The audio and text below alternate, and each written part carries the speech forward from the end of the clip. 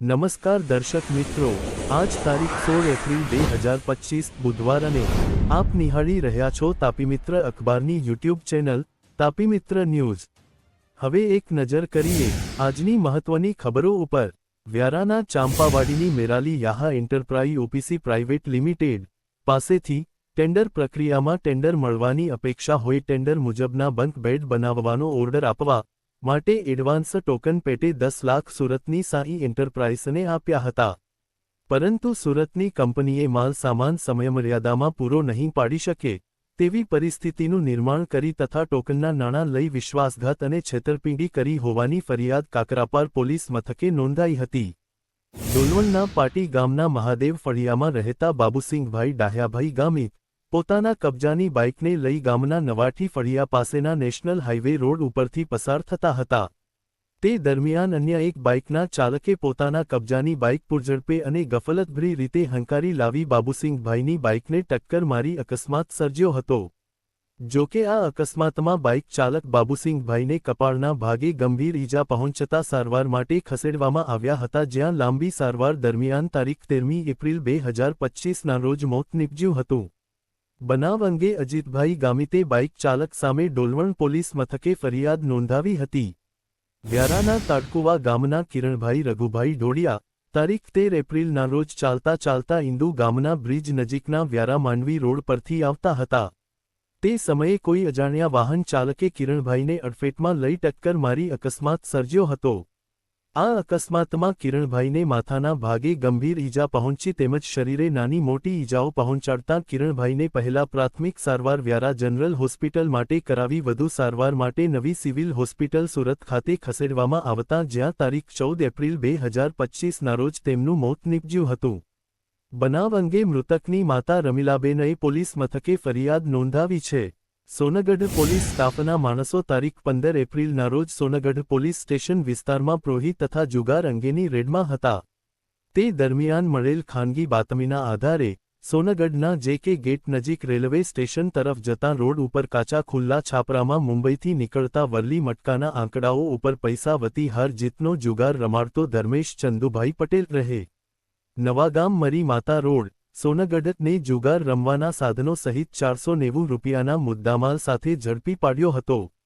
જ્યારે બીજા બનાવમાં સોનગઢ નગરના હાથી ફળિયામાં આશીર્વાદ કોમ્પ્લેક્સ સામે ખુલ્લા છાપરામાં વરલી મટકાના આંકડાઓ ઉપર પૈસા વતી હાર જીતનો જુગાર રમાડતો જાકીર દાઉદ શેખ રહે હાથી ફળિયું સોનગઢને જુગાર રમવાના સાધનો સહિત 535 રૂપિયાના મુદ્દામાલ સાથે ઝડપી પાડ્યો હતો।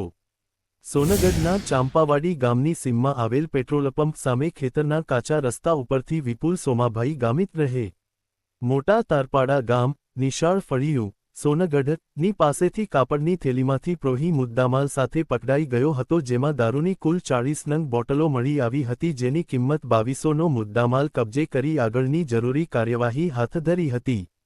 તાપી એલસીબી તથા parole furlough squad Tapi police સ્ટાફના માણસો તારીખ 14 એપ્રિલના રોજ નાસતા ફરતા અને વોન્ટેડ આરોપી બાબતે માહિતી મેળવવા તજવીજ હાથ ધરી હતી।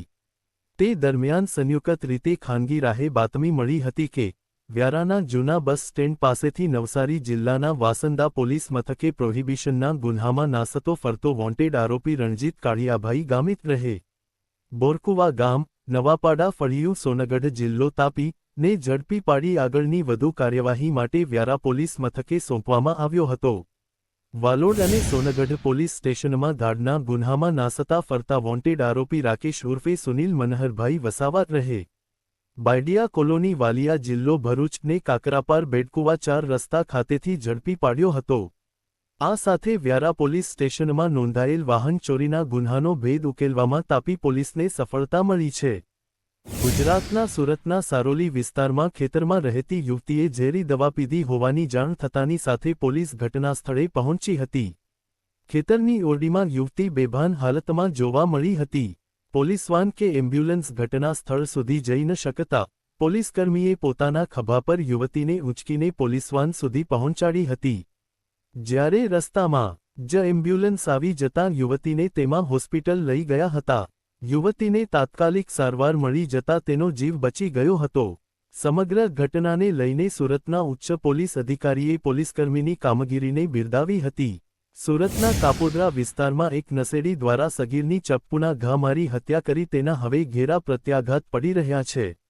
કાપોદ્રા પોલીસ મથકના ઘેરાવા સાથે 2 દિવસથી પ્રદર્શન થઈ રહ્યું છે તો કોંગ્રેસે સૌરાષ્ટ્રીયન વિસ્તારમાં નિષ્ફળ ગૃહમંત્રી રાજીનામું આપી સૂત્રોચ્ચાર સાથે પોસ્ટર પ્રદર્શન કર્યું હતું.